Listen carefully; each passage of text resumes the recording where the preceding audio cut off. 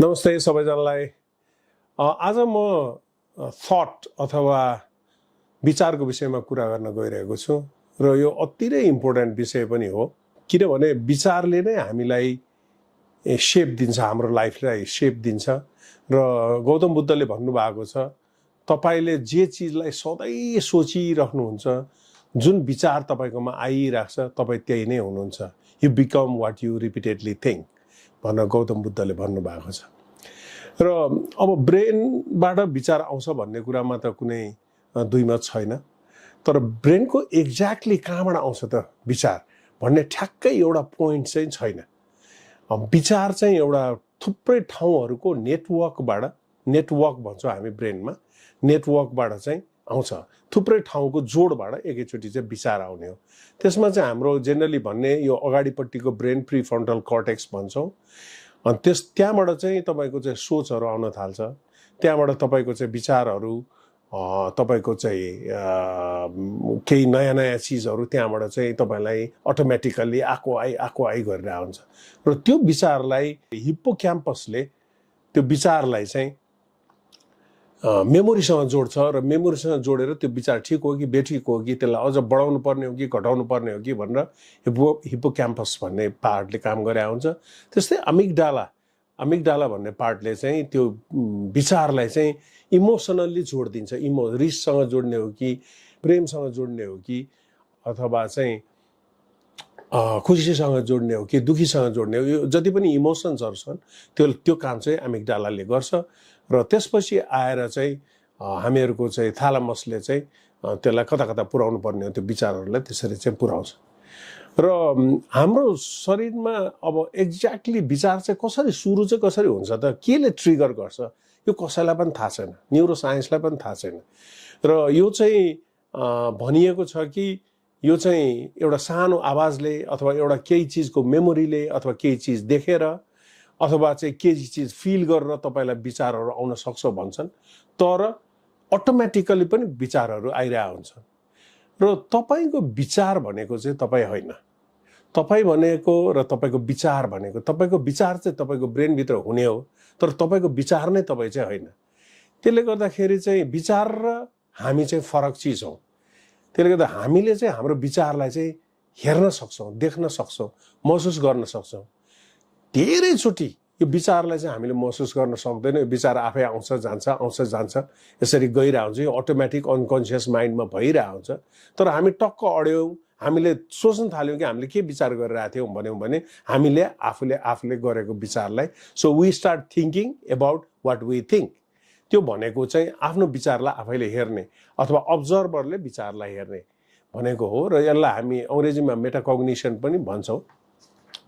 र अहिलेसम्म यो मेडिटेसनको जति पनि टेक्निकहरू आछन्, जुन चाहिँ शिवबाट सुरु भएको हो, जसले चाहिँ शिवले चाहिँ पहिलोचोटि भन्नुभएको थियो भनेर लेखिएको छ कि आफ्नो विचारलाई तपाईँ हेर्नुहोस् र त्यसलाई कन्ट्रोल गर्नुहोस्, त्यसलाई बेटर बनाउनुहोस्, त्यसलाई राम्रो बनाउनुहोस्।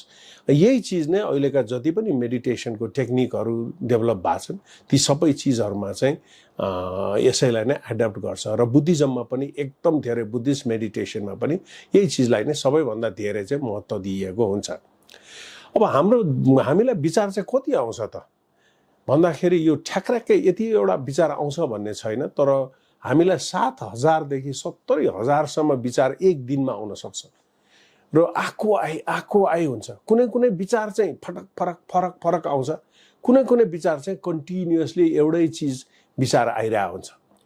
र यो विचार धेरै आउनु राम्रो कुरो होइन र विचारै नहुनु पनि ठिक कुरो होइन। त्यसले गर्दाखेरि त्यसैको ब्यालेन्स नै हाम्रो लाइफको सबैभन्दा इम्पोर्टेन्ट पार्ट जस्तो म देख्छु। हामी निन्द्रामा के हुन्छ त, हामी सुतेको बेलामा हाम्रो विचार आउँछ कि आउँदैन?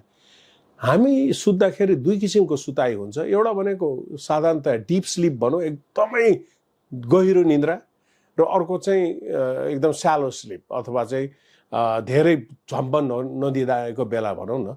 अब डिप स्लिपमा सोचहरू आउँदैनन्, तर जुन बेला हामी चाहिँ अर्ध निन्द्रा हुन्छौँ अथवा राम्रोसँग निद्रा हुँदैन, अलिअलि मुभ पनि गरेर हुन्छौँ, त्यस्तो साइकल चाहिँ हाम्रो राति धेरैचोटि भइरहन्छ। त्यो चाहिँ सपना देख्ने निन्द्रा हो, आरइएम भन्छौँ, ऱ्यापिड आई मुभमेन्ट स्लिप भन्छौँ। र त्यस्तो बेलामा चाहिँ हाम्रो दिमागमा विचार चाहिँ फेरि पनि सोच चाहिँ आएको हुन्छ र त्यो सोचलाई चाहिँ अर्को एउटा ब्रेनको पार्टले चाहिँ कन्ट्रोल गरिरहेको हुन्छ कि ए यो सोच चाहिँ ठिक छ, यो सोच ठिक छैन, यो तिम्रो लागि गलत छ, यो तिम्रो लागि सही छ भनेर हामी जुन बेला उठिरहेको हुन्छौँ त्यो बेलामा चाहिँ जसरी हामीलाई चाहिँ एउटा अब्जर्भरले हामीलाई कन्ट्रोल गरिरहेको हुन्छ त्यो अब्जर्भर चाहिँ सुतिरहेको हुन्छ। त्यसले गर्दाखेरि चाहिँ हामीले सोच चाहिँ आउँछ, तर सोच यस्तो यस्तो आउँछ कि जुन हाम्रो लागि सत्य हुँदैन। जस्तै आकाशबाट हम्फालेर चाहिँ उड्दिने, पहाडबाट उड्ने अथवा भित्ताबाटै हिँड्दिने अथवा आफूले नसक्ने जनावरसँग पनि लडेर जित्दिने, यस्ता खालका जुन अनरियलिस्टिक भनौँ न चिजहरू हामी जुन सपनामा देख्छौँ त्यो चाहिँ सोच चाहिँ आउँछ, तर हाम्रो कन्ट्रोलिङ मेकानिजम जो अब्जर्भर हो त्यो अब्जर्भर चाहिँ सुत्न गएको हुन्छ। त्यसले गर्दाखेरि चाहिँ एकदम सधैँको जिन्दगीको भन्दा फरक चिज चाहिँ हामीले सपनामा देखिरहेका हुन्छौँ। यदि एउटै खालको सोच तपाईँलाई सधैँ आएको गर्छ भने त्यो चाहिँ रोग हुनसक्छ। त्यसलाई चाहिँ हामी ओसिडी अथवा अब्सेसिभ कम्पल्सिभ डिसअर्डर भन्छौँ।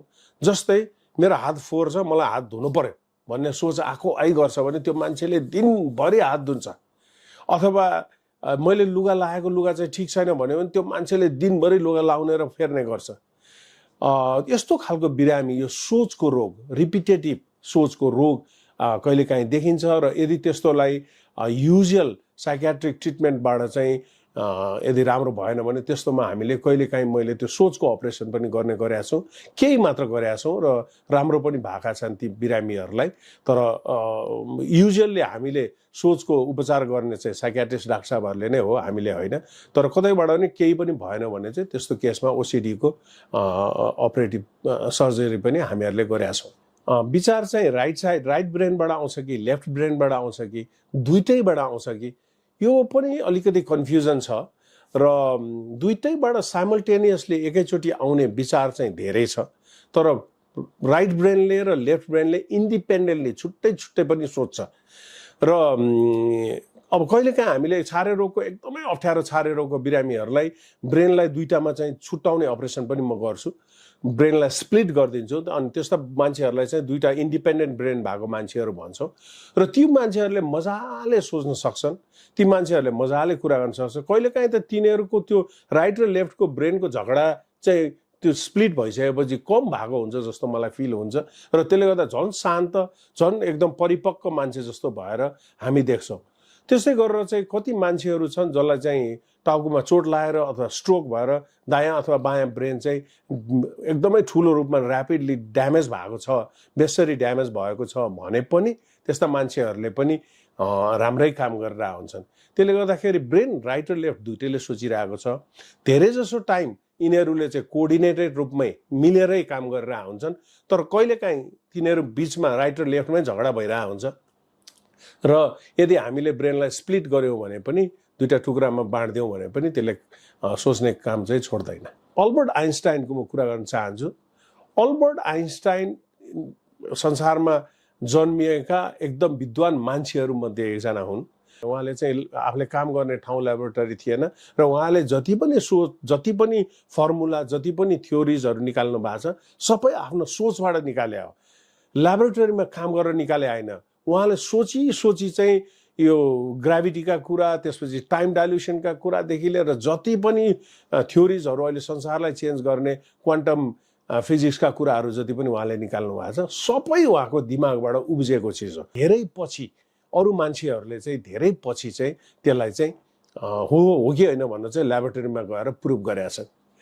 त्यस्तै सोचको एकदमै धनी मान्छे र सोचलाई एकदमै राम्रो युज गर्न सक्ने मान्छेहरूमा मलाई लाग्नेमा चाहिँ फिल्मको डाइरेक्टरहरू पनि हो र फिल्मको डाइरेक्टरहरूले चाहिँ सुरुको सिनदेखि एक-एकवटा सिन, हिरो कहाँबाट आउने, हिरोइन कहाँबाट आउने, लाइट कहाँ हुने, यो सबै चिज उहाँहरूले सोचमै आफ्नो दिमागभित्र राख्न सक्नुहुन्छ र त्यसलाई उहाँले मेन्टल क्यालकुलेसन गरेर ठुलै टोटल पिक्चर उहाँहरूले आफ्नो सोचलाई हेरेर त्यो बनाउन सक्नुहुन्छ र लास्टको एन्डिङ सिनसम्म बनाउन सक्नुहुन्छ। त्यसले गर्दा मलाई चाहिँ फिल्मको डाइरेक्टर्सहरूले पनि यो खालको प्र्याक्टिस चाहिँ एकदमै गरेका हुन्छन् र म कहिलेकाहीँ असाध्यै जटिल अपरेसन गर्नु अगाडि मैले सोचलाई युज गरेर मैले जटिल अपरेसनहरूलाई मेरो दिमागमै गर्छु।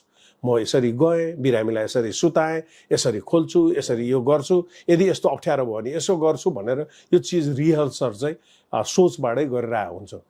अब अन्त्यमा फेरि पनि म के भन्न चाहन्छु भने सोचले नै हामीलाई कहाँ पुर्याउने हो पुर्याउँछ। सोच जे हामीले सधैँ जे चिज सोचिराख्छौँ त्यही नै हाम्रो बानी हुन्छ र जे जस्तो हाम्रो बानी हुन्छ त्यही नै हाम्रो पर्सनालिटी भएर जान्छ र जस्तो पर्सनालिटी हुन्छ हामी त्यस्तै लाइफ चाहिँ हामीले बिताउने गरेकोले गर्दा सोच चाहिँ हाम्रो लाइफसँग जोडिएको छ।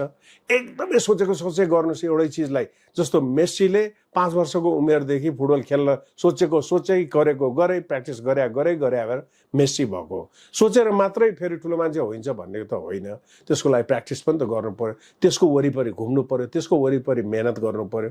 तर मान्छे जातमा नै यस्तो छ कि हामीले चाहिँ मेटाकग्निसन छ, हामीले आफ्नो सोचाइमाथि पनि सोच राख्न सक्छौँ र हामीले सोचेको भरमा चाहिँ ब्रह्माण्डलाई देख्न सक्छौँ।